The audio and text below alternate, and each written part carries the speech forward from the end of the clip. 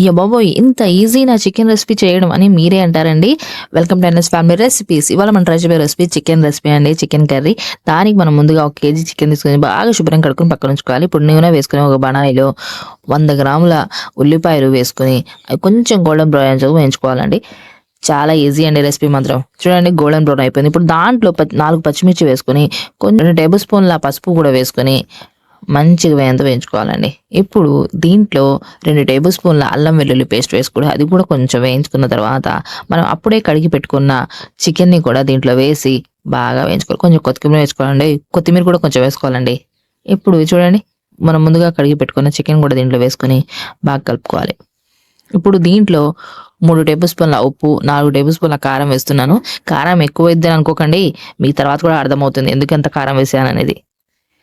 చూడండి ఉప్పు కారం వేసిన తర్వాత బాగా కలుపుకోవాలండి. ఒక నిమ్మకాయ కూడా ఇలా గింజలు లేకుండా రసం తీసుకొని దీంట్లో వేసుకొని అది కూడా బాగా కలుపుకోవాలి. ఇప్పుడే వేస్తే టేస్ట్ బాగుంటుందండి. తర్వాత వేస్తే అంతగా టేస్ట్ ఉండదు. కాబట్టి ఇప్పుడే వేసుకొని మంచిగా అన్నీ కలిసేలాగా బాగా కలుపుకోవాలండి. ఉప్పు కారం వేసిన తర్వాత బాగా కలపకపోతే అవి సరిగ్గా పట్టగా టేస్ట్ రాదండి. అందుకని బాగా కలుపుకోవాలి. చాలా ఈజీ రెసిపీ. మీరే కామెంట్ చేసి చెప్తారు చాలా బాగుందని. ఇప్పుడు దీంట్లో ఒక పెద్ద టమాటా, కొంచెం కొత్తిమీర వేసి అవి కూడా కొంచెం మగ్గేంత వరకు బాగా కలుపుకొని మూత వేసి మీడియం ఫ్లేమ్ మీద వండాలండి. మీడియం ఫ్లేమ్ మీద వండితేనే చాలా టేస్టీగా ఉంటుంది. హై ఫ్లేమ్ మీద వండితే లోపల నుంచి కుక్ కాదు చికెన్. అందుకని మీడియం ఫ్లేమ్ మీద ఉంచుకొని బాగా వేయించుకోవాలి మూత పెట్టి. చూడండి 2 నిమిషాల తర్వాత ఆయిల్ పైకి వస్తుంది. టమాటాలు కూడా మగ్గాయి.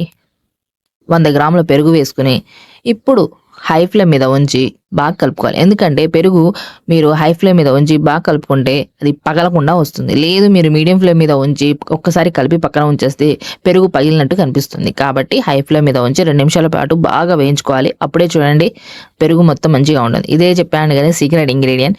పచ్చి కొబ్బరి, గసగసాలు, కొంచెం పెరుగు వేసుకొని ఇలా పేస్ట్లా చేసుకొని ఇప్పుడు పేస్ట్ వేసుకోవాలి. చూడండి కలర్ కూడా బాగా మారిపోతుంది. టేస్ట్ కూడా వేరే లెవెల్ ఉంటుంది. అమ్మమ్మలు నానమ్మలు చేసే వంటకం అండి.